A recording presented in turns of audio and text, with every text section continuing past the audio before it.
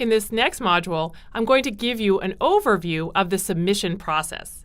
In the 3 modules that follow, I will interview longtime journal editors who will give you more information about the publication process. So I'll just set it up for you here, and then you can listen to them for more advice and tips. So how does the submission process work? The first thing you should do, even before you start writing your manuscript, you should identify the journal where you're going to be submitting to. And that is a whole art in itself. You need to spend some time thinking about what's the appropriate journal. You have to figure out who is the audience that's going to care about my data. And it may not be the most prestigious journal, it may be more of a niche journal. If you're junior, talk to some more senior people about what journal is really appropriate for your submission. You want to aim high, but be realistic about where your paper belongs. The second step is to go online and look at the online instructions for authors of the journal you are targeting. Journals give you detailed tips for how to write and format the manuscript. How many references are allowed? How should those references be formatted? How should tables and figures be formatted? It's critical to follow these instructions as you write up your manuscript. Then, once you've written your paper and all of your co-authors have signed off on it, if you are the corresponding author, then you're going to be the one submitting the manuscript online. Online submission is wonderful. Way back when I was a graduate student, we still had to photocopy the papers and put them in an envelope and mail them to the journal in snail mail. Months later, you'd get a letter back in snail mail. It was a much less efficient process. Nowadays, the online submission process has streamlined everything. It does usually take a couple of hours to enter all the information online, so just be aware that it still takes some time and thought to submit the manuscript. You also need to collect conflict of interest and copyright forms with signatures from all your authors, and this can take some time, so just factor that in as well. Once you've submitted your manuscript, you may hear from the editor rather quickly if the editor decides to reject the paper outright.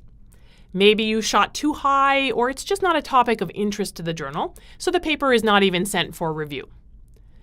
Barring that, assuming your manuscript goes out for review, then it usually takes at least a few weeks before you hear back. And your paper is going to be put in one of 4 categories.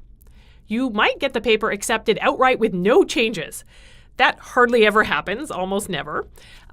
You could also get the paper accepted pending some minor revisions. This is an extremely positive outcome that does occasionally occur, but it's also rare. Most papers that are eventually published in journals go through the 3rd category, rejected but resubmission possible, also called revise and resubmit. The first time you get a revise and resubmit letter, it sounds terrible. The letter basically says that your paper has been rejected, so it sounds like a rejection. But you have to read the fine print, because if they are inviting you to revise and resubmit, that's actually a positive outcome. That means that the editor believes your paper will likely be publishable if you can address the concerns of the reviewers. Journal editors actually want you to have to go through a round of revision to make sure that the paper has been thoroughly vetted and that the paper is as good as it can be.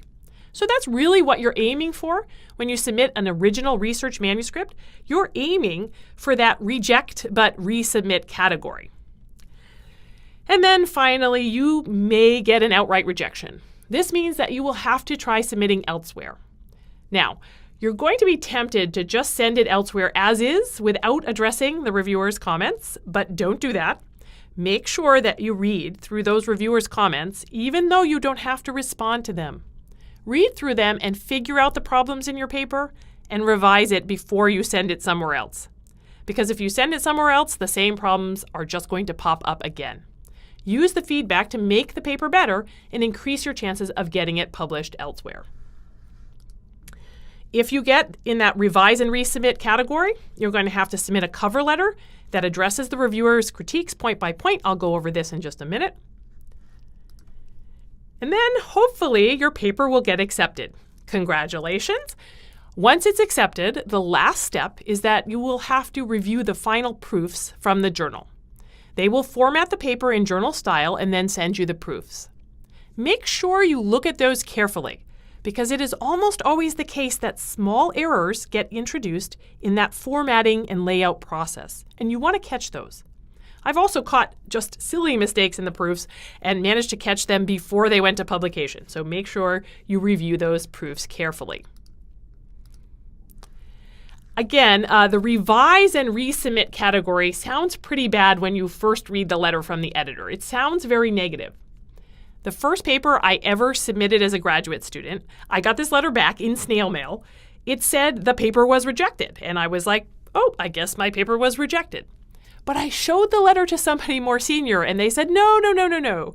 This is actually a good outcome, because if you read further in the letter, it says that they are allowing you to revise and resubmit. This is the outcome you're actually shooting for with that initial submission. But it feels negative. It will say something like, your manuscript is not acceptable for publication. But if you keep reading, it'll say something like, if you feel that you can suitably address the reviewer's comments, then I invite you to revise and resubmit your manuscript. That's positive. That means they're interested in the paper. So don't be discouraged by the negative tone these letters usually have. This is actually a positive outcome. If you are asked to revise and resubmit, you're going to prepare detailed point-by-point responses to the reviewers. You'll want to be polite and appreciative, as I'm showing you in the example here. So you would say, dear editor, we appreciate your helpful comments. And those are the reviewers. We feel that the manuscript is now greatly improved. You want to be polite because the review process is meant to make your paper better. And ultimately, I believe it does make your paper better. When you get that first set of criticisms from the reviewers, it won't be your first instinct to be polite and courteous and to thank the reviewers. Most of us respond to criticisms defensively. It's everybody's natural instinct when you get a bunch of criticisms about your paper to get defensive. But you need to get over that defensiveness as fast as you can and use the reviewer's feedback to improve your paper. The funny thing is, reviewers don't always hit the problem on the head. Sometimes they are off the mark. That is, they don't quite identify the flaw in your paper correctly. They get it wrong. But what's really interesting is, even when they get it wrong, they usually identify some other flaw. For example, a reviewer might think you did your analysis wrong. But it's not that you did your analysis wrong, it's just that you explained it poorly. You weren't clear in your writing. Even when the reviewers don't pinpoint the problem quite right, they usually get somewhere in the vicinity. By them raising an issue, it leads you to find something that was wrong in the paper that needs to be fixed. I had a situation with one paper where we screwed up on the numbering of some references. And the way that was found is one of the reviewers was talking about the background literature, and they had the literature mixed up. And my first instinct was to say, well, this reviewer just doesn't know the literature. They're ignorant. They don't know what they're talking about. But then, when I looked more carefully, what I realized is that they were quoting the literature wrong because we had numbered our references wrong. The reason they were misquoting a particular paper is because we had attributed a fact to the wrong paper through our misnumbering. So even though they didn't identify the actual mistake we had, it led me to finding that mistake and thankfully fixing it before it went to publication.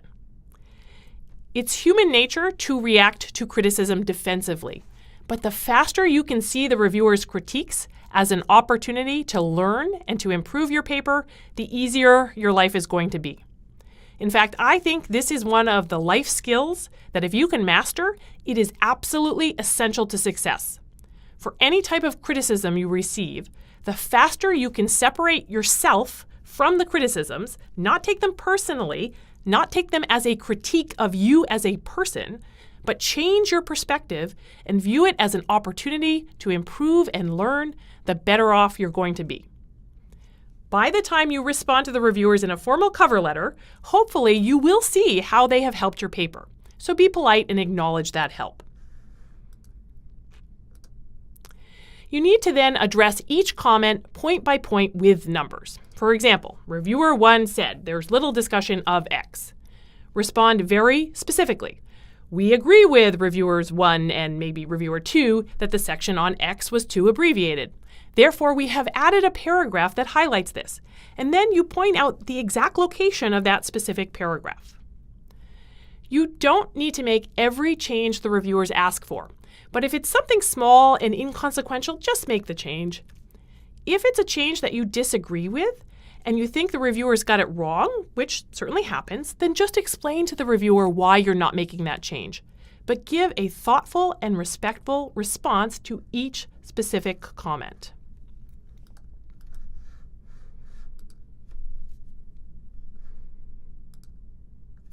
Most journals also want you to include a copy of the paper with the changes tracked.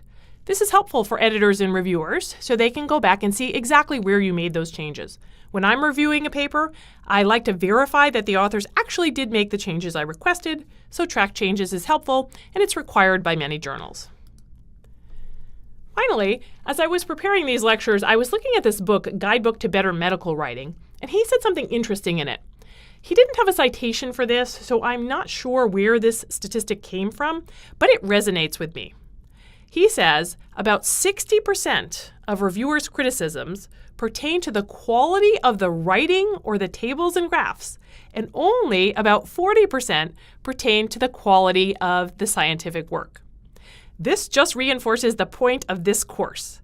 To get published, good writing and good data presentation are key. Again, I don't know where he got those numbers from, but I would say that it's true for me that more than half of the time when I'm reviewing papers, more than half of my comments have to do with writing and presentation rather than with methodologic problems in the science. So good writing and good data presentation are central to getting published.